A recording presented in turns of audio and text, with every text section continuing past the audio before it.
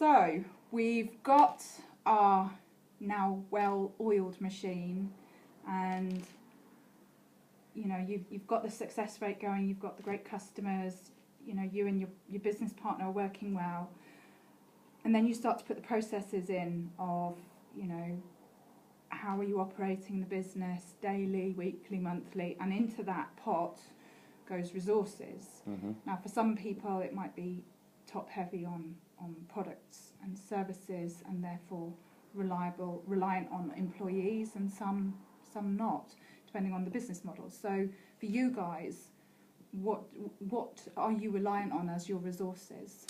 Yeah, so we have a couple of key measurement areas in the business, and that's mainly around the responsiveness of our technicians to customer inquiries and customer issues. So we're constantly monitoring that, and we're ensuring that we are within our service level agreement time windows for responding to and solving customer problems.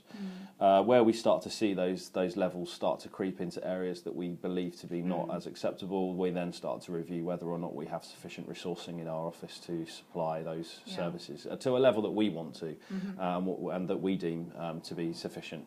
Our customers generally don't get wind of that, because it's something that we're constantly reviewing internally and adjusting and keeping a constant watch on.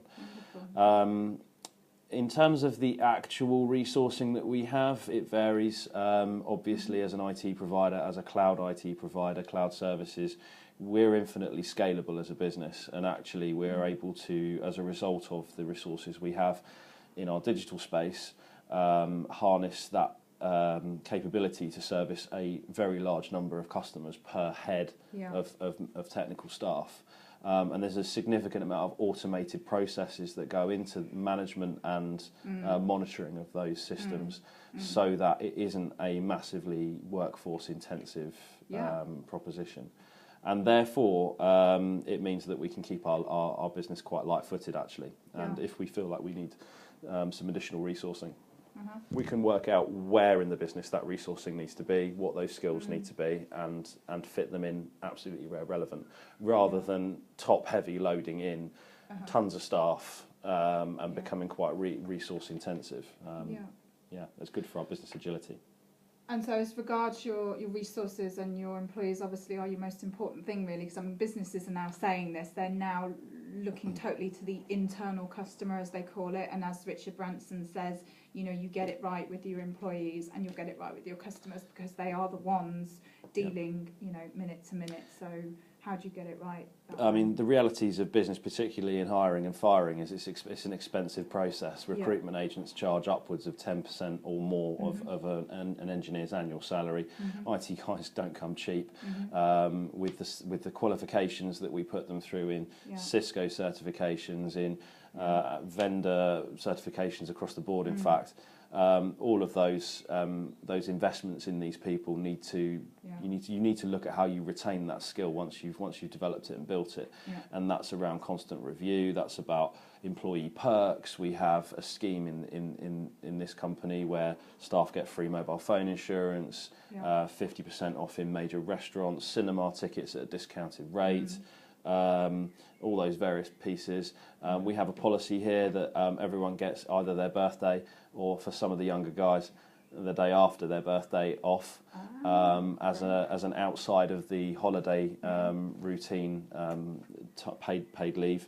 We're very flexible around time working.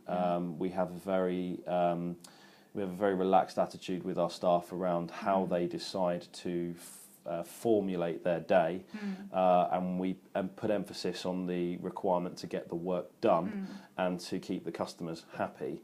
That can sometimes translate into some members of staff working around childcare or coming in a little bit later so that they can work a bit later with a particular customer. The staff are motivated to do that, they enjoy it.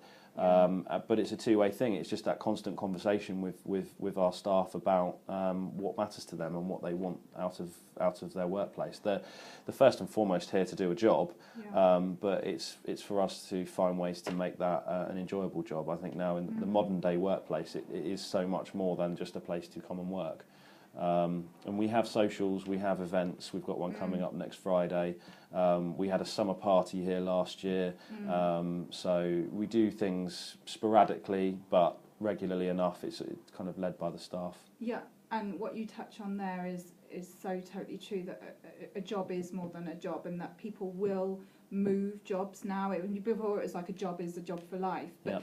people will vote with their feet. Okay, you know, the economy's tough, etc. But actually, people want to know that they're inputting into a business that actually really does make a difference. Yeah. And I think with your business, because you are on the kind of edge of technology, of what's moving forward and what's shifting, and you know, you guys are probably in a very exciting position for someone to be working with you, to be able to see how technology is progressing, and what it's providing people is that no longer is it just a case of, oh, I can send an email.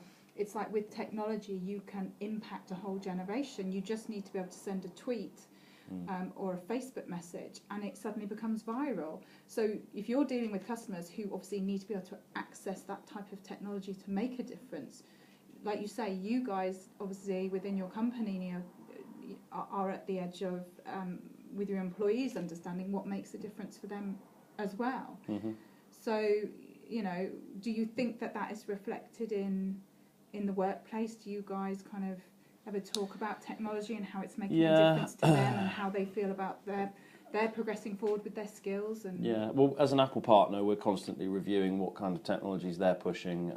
We follow all of the industry conferences, the technology enhancements.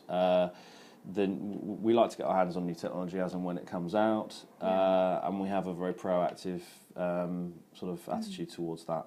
That's software development, that's application development, it's hardware, it's all sorts. Yeah, wonderful. We encourage that. Excellent.